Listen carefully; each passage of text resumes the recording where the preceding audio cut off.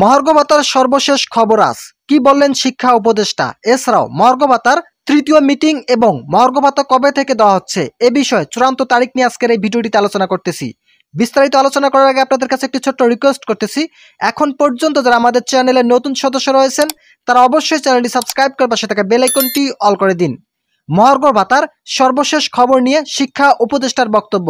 গত ৮ জানুয়ারি 2025 তারিখে এনসি সম্মেলন কক্ষে একনেকের দ্বিতীয় মিটিং অনুষ্ঠিত হয়।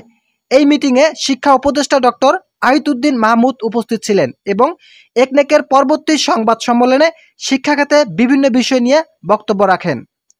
ডক্টর মাহমুদ জানিয়েছেন যে 2025 সাল থেকেই এমপিওভুক্ত স্কুল কলেজের শিক্ষকদের স্বয়ংক্রিয় বদলির প্রক্রিয়া শুরু হবে। এটি দেশের শিক্ষা খাতের জন্য একটি বড় পদক্ষেপ বলে মনে করা হচ্ছে। তিনি বলেন, এই বদলি প্রক্রিয়া স্বয়ংক্রিয়ভাবে হবে এবং এতে নারী পুরুষের সমতা এবং বাড়ি থেকে দূরত্বের মতো বিষয়গুলি বিবেচনা করা হবে। মিটিংয়ে মহার্ঘ ভাতা সম্পর্কেও আলোচনা করা হয়।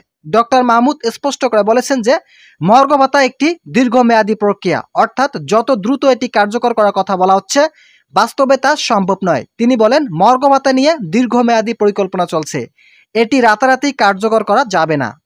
এছাড়াও জনপ্রশাসন মন্ত্রণালয়ের সিনিয়র সচিব উল্লেখ করেছেন যে ২-৩টি মিটিংয়ের মাধ্যমে মহার্ঘ ভাতা কার্যকরের সিদ্ধান্ত নেওয়া হবে, কিন্তু এখনও এ বিষয়ে কোনো চূড়ান্ত মিটিং হয়নি।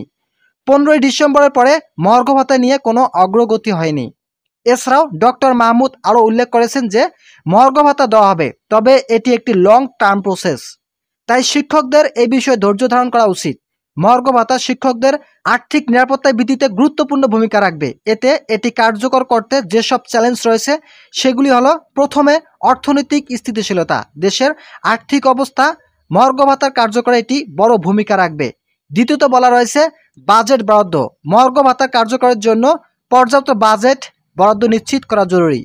তৃতীয়তে বলা রয়েছে নির্ধারিত মিটিং, জনপ্রশাসন মন্ত্রণালয়ের দ্রুত এ বিষয়ে চূড়ান্ত সিদ্ধান্ত নিতে হবে।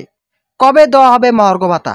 উক্ত সভার পরেই সম্প্রতি ৯ জানুয়ারি 2025 তারিখে সরকারি কর্মচারীদের জন্য মহার্ঘ ভাতা আগামী 30 জুনের মধ্যেই ঘোষণা করা হবে বলে জানিয়েছেন জনপ্রশাসন মন্ত্রণালয়ের সিনিয়র সচিব ডক্টর মোখলেসুর রহমান। বৃহস্পতিবার সচিবালয়ে সাংবাদিকদের এক প্রশ্নের জবাবে তিনি কথা নিশ্চিত করেছেন। তবে কত শতাংশ হারে মহার্ঘ ভাতা দেওয়া হবে সে বিষয়ে কোনো নির্দিষ্ট তথ্য জানাননি তিনি। মহার্ঘ ভাতা পর্যালোচনা কমিটির সদস্য হিসাবে ডক্টর মোখলেসুর রহমান জানান, এ বিষয়ে এরই মধ্যে 2টি সভা অনুষ্ঠিত হয়েছে। আমরা দ্রুত কাজ করছি এবং 30 জুনের মধ্যেই মহার্ঘ ভাতা ঘোষণা নিশ্চিত করা হবে বলেন তিনি।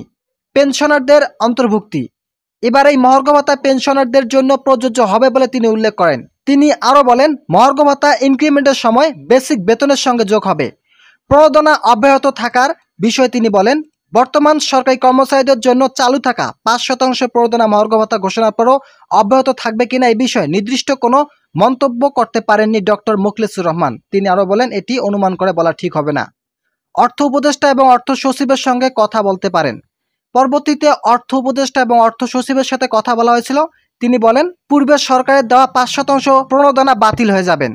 এছাড়াও উপসংহারে বলা রয়েছে, অবশেষে মহার্ঘ ভাতার সর্বশেষ খবর আজ জানতে পারলেন। সরকারি কর্মচারীদের আর্থিক সুরক্ষা নিশ্চিত করতে মহার্ঘ ভাতা শীঘ্রই কার্যকর হবে, তবে কত শতাংশ হারে মহার্ঘ ভাতা ঘোষণা করা হবে এ বিষয়ে বলা হয়নি। এছাড়াও প্রণোদনা অব্যাহত থাকবে কিনা এ বিষয়ে বলা হয়নি, তবে ইতিমধ্যেই জানা গিয়েছে প্রণোদনা কিন্তু বাতিল হয়ে যাবে। 5% যে প্রণোদনা রয়েছে সেটি কিন্তু বাতিল বলে গণ্য হবে।